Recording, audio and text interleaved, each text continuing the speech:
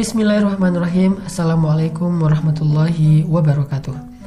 Suatu hari, seorang ulama besar dari kalangan tabi'in, yaitu Imam Hasan al-Basri, pernah menasihati murid beliau dengan satu kalimat yang luar biasa. Kata Imam Hasan al-Basri, dunia dan akhirat adalah seperti timur dan barat. Jika engkau condong ke timur, maka engkau menjauh dari barat. Ketika engkau condong ke barat, maka engkau menjauh dari timur. Apa maksud dari kalimat sederhana ini tetapi yang cukup dalam maknanya? Menurut Imam Hasan al-Basri, hati kita itu tidak mungkin condong kepada dunia dan akhirat sekaligus. Hati kita tidak mungkin condong kepada dunia dan akhirat sekaligus. Kenapa? Karena dunia dan akhirat itu adalah seperti dua arah yang berlawanan. Dalam urusan hati, bukan dalam urusan zahir. Karena dalam urusan zahir, kita bisa meraih akhirat dan dunia sekaligus. Seperti orang yang bersedekah, dia bisa mendapatkan pahala di dunia dan bisa mendapatkan pahala di akhirat. Pahala di dunia, hartanya bertambah. Pahala di akhirat, Allah akan masukkan dia ke dalam surga. Itu dalam urusan zahir. Tapi dalam urusan hati, yaitu mencintai, tertarik, siapa yang lebih menggairahkan, siapa yang lebih nyaman dirasakan di dalam hati, itu nggak bisa dua-duanya.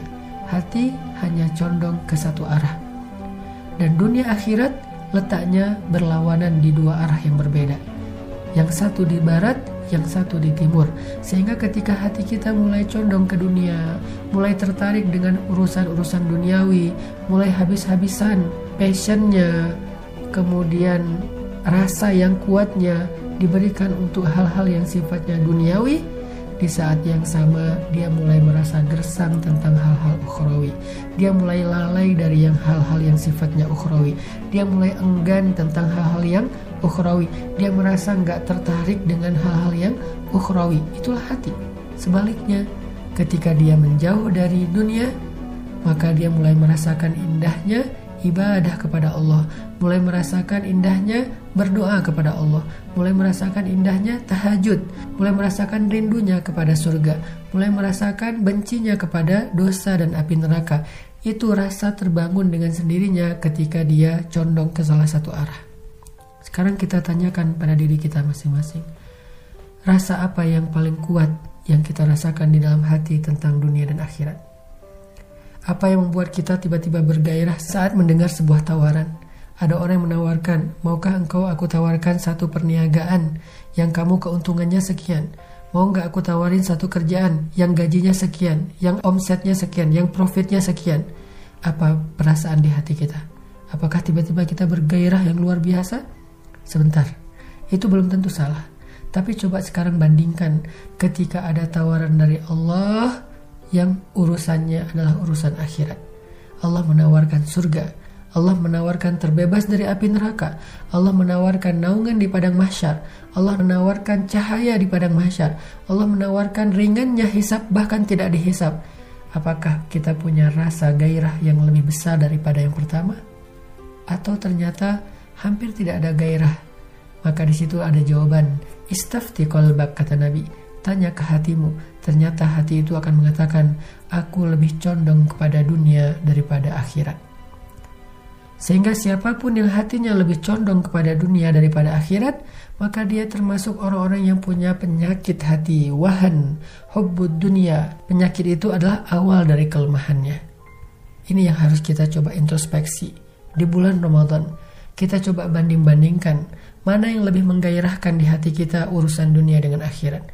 Urusan kerjaan, urusan karir, urusan ketenaran, urusan sosial media, urusan entertain, urusan teman-teman dan geng kita, atau urusan Allah, urusan Rasul, urusan agama, urusan ibadah, urusan dakwah, urusan surga dan neraka. Mana yang lebih menggairahkan di dalam hati kita, teman-teman? Sehingga Imam Al-Ghazali mengatakan, dasarnya ilmu adalah mencintai akhirat lebih daripada dunia. Siapapun yang mencintai dunia lebih daripada akhirat, maka sulit bagi dia mengerti ilmu Al-Quran, hadis, syariah, dan yang lain-lainnya.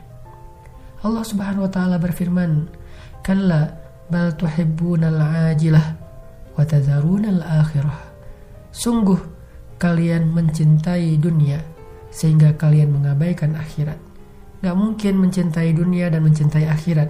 tapi mungkin meraih dunia dan akhirat, tapi mencintai dunia dan akhirat sekaligus, bukan seperti itu sunnatullahnya. Makanya bagaimana cara supaya akhirat ada di hati kita, tapi dunia ada di genggaman kita.